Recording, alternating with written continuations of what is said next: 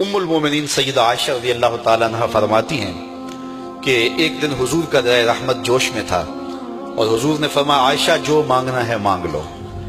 میں نے عرض کی یا رسول اللہ اگر آپ اجازت دیں تو میں اپنے باپ حضرت ابو بکر صدیق رضی اللہ تعالیٰ عنہ سے مشورہ نہ کر لوں کہ میں نے کیا مانگنا ہے؟ تو فرمایا کہ جاؤ مشورہ کر لو، مشورے کی اجازت بھی ہو گئی۔ میں اپنے والد گرامی کی خدمت میں حاضر ہوئی اور کہا کہ دریائے رحمت جوش میں ہے اور رحمت کا باڑا برس رہا ہے۔ حضور نے فرمایا عائشہ جو مانگنا ہے مانگ لو، یہ اتنا سنہری موقع ہاتھ آیا ہے تو میں چاہتی ہوں کہ کوئی مانگوں تو اہم شے مانگوں، تو آپ کی خدمت میں حضور سے اجازت پا کے حاضر ہوئی ہوں، مجھے بتایا جائے کہ میں حضور سے کیا مانگوں تاکہ کوئی چھوٹی چیز نہ مانگوں بڑی چیز مانگوں۔ تو حضرت ابو بکر رضی اللہ تعالیٰ عنہ نے فرمایا کہ بیٹا حضور سے جا کے کہنا کہ معراج کی خلوت خاص میں اللہ نے آپ سے جو راز کی باتیں کی تھی ان باتوں میں سے ایک بات بتا دو۔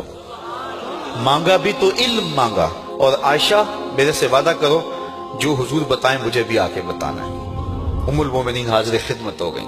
حضور نے پوچھا عائشہ مشورہ ہو گیا؟ کہا جی حضور ہو گیا۔ کہا مانگو کیا مانگتی ہو؟ کہا حضور معراج کی خلوت خاص میں جب اللہ کے حضور حاضر ہوئے رب نے آپ سے راز کی باتیں کی تو ان باتوں میں سے ایک بات بتا دیں۔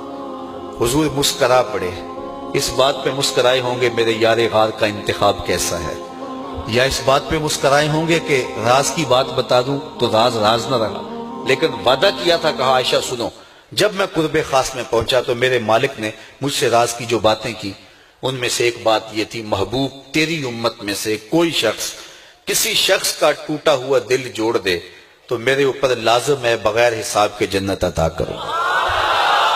ام المومنین بہت خوش ہوئی اور اپنے والد گرامی سیدنا ابو بکر صدیق رضی اللہ تعالیٰ عنہ کے پاس آئیں اور ساری کہانی سنائی۔ بہت خوش تھی، لیکن حضرت ابو بکر صدیق رضی اللہ تعالیٰ عنہ نے سنا تو رونے لگے۔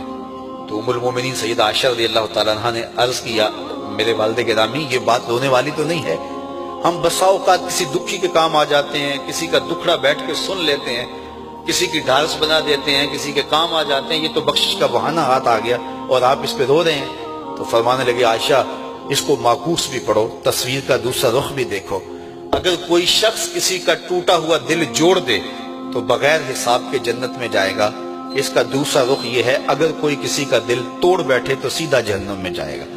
میں اس بات پہ رو رہا ہوں کہ ہم سے کسی کا دل نہ ٹوٹ گیا ہو۔ حضور نے فرمایا اللہ اس شخص کے چہرے کو تر و تازہ رکھے جس نے میرے سے کوئی حدیث سنی، پھر جیسے سنی اس کو ویسے آگے پہنچا دیا۔